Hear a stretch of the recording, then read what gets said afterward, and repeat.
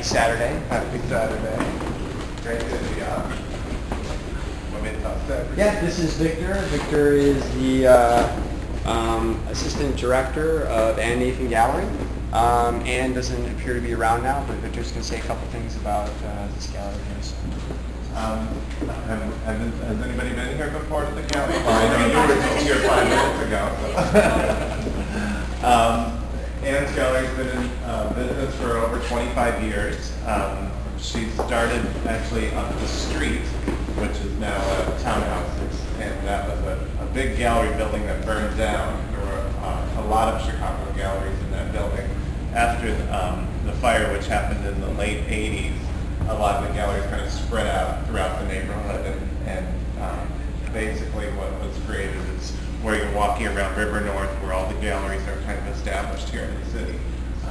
But Ann's been around for a long time, and her gallery started as Objects Gallery, as she's known for mixing kind of objects, furniture, sculpture, and then over the years the focus has gone from objects only to more towards painting. So now we're kind of established as a figurative painting gallery, and you'll see in our current show that we have a lot of figurative and realist painters.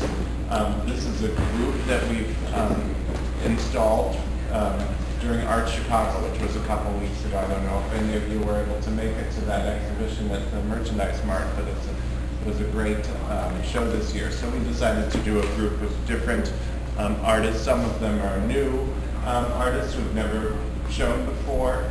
In fact, Ben Duke, this is our first exhibition of his work. He's on the front here. And he's a young painter who's teaching now in Michigan. He's 27 years old. I'll let you look at those paintings because they're very entertaining when you start to look at all the details. And also Rose Freeman Frazier, who's just on the center wall, is a young artist who lives and paints in New York. And she's doing very exciting kind of figure paintings and portraits and traditionally based work. An established artist that we show is Enrique Santana on this wall, and he's an artist from Spain.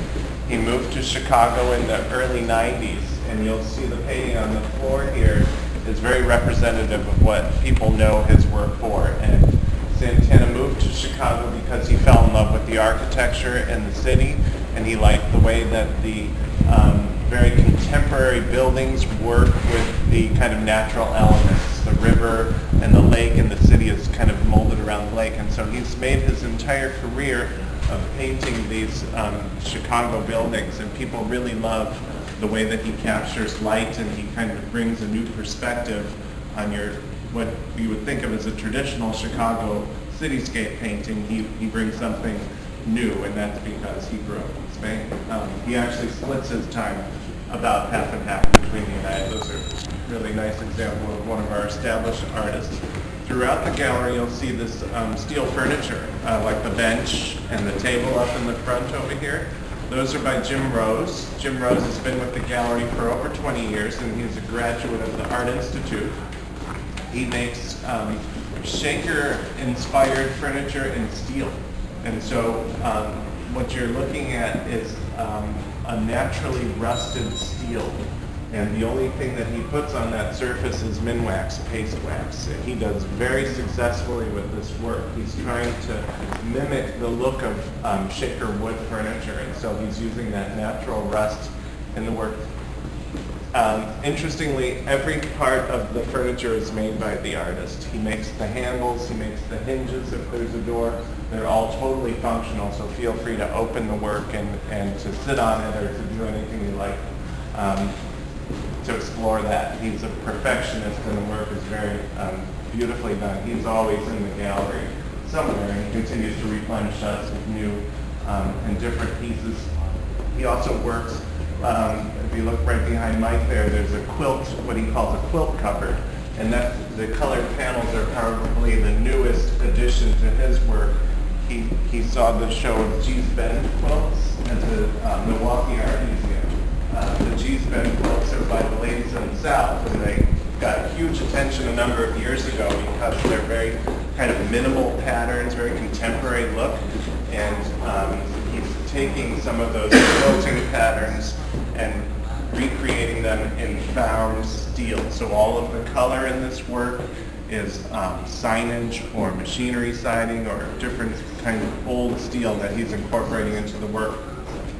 And then this is what he calls a blue steel. It's a little more of a contemporary look as opposed to the naturally rusted steel. So he works in basically those two mediums in his work. And feel free to look at everything throughout the gallery.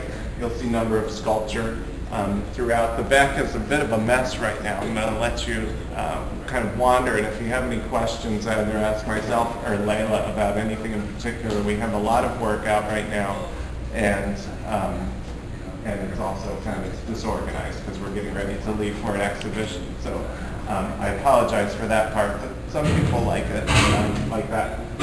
The ceramic table behind you, right on the floor, is another artist who's been with the gallery for many, many years, Michael Gross. And he makes, he's very known for these ceramic tables. Every tile is individually fired. The tiles are then put together over a wood base. He does all the carving on the wood legs and does the metal work as well. And the imagery that he uses has a very primitive kind of a look. A lot of people think he might be a self-taught. He is trained, but after he graduated, got his MFA, he kind of moved to the middle of Wisconsin and just started to do his own thing. So his work is very unique, and he is inspired by things from his everyday life, different gossip in his small town. If somebody's having an affair or something's going on in his city, that'll appear in the table.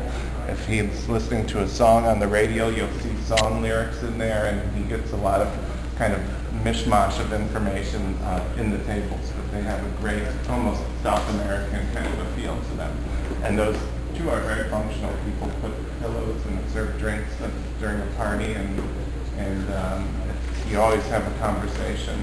So this shows a mix, but it's also very representative of what we do. Some new and emerging artists, some established artists, and then various forms of sculpture and furniture. And people have come to know this gallery for showing that mix. And so I think as you wander through the gallery, you'll see kind of what we do. One thing we try to look for in all of the artists is something that's a little bit edgy, or maybe just outside of the norm.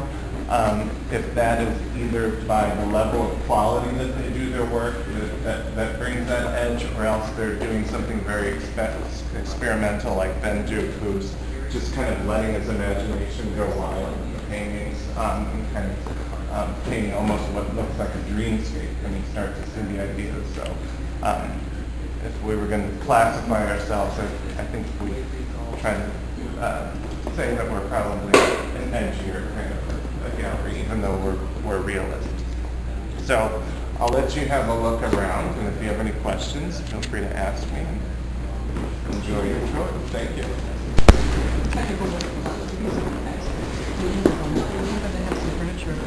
Do you mean for the grouting on the table? Oh, on the naturally rusted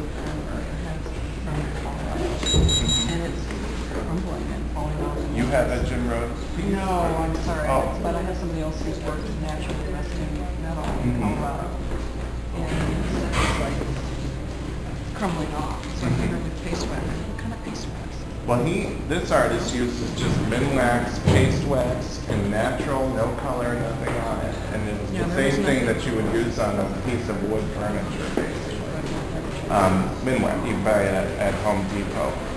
I don't know what the piece of yours is, and I don't know if I'd mess with it without asking from the place that you bought it first, because it may be a totally different kind of a process, or they may have chemically altered. Well, it was from a local artist, but I didn't know where he is, and so I think I'm going to try the paste wax idea. Yeah, well, you can try it. Okay, so. I don't think it looks like. But if this didn't have that paste wax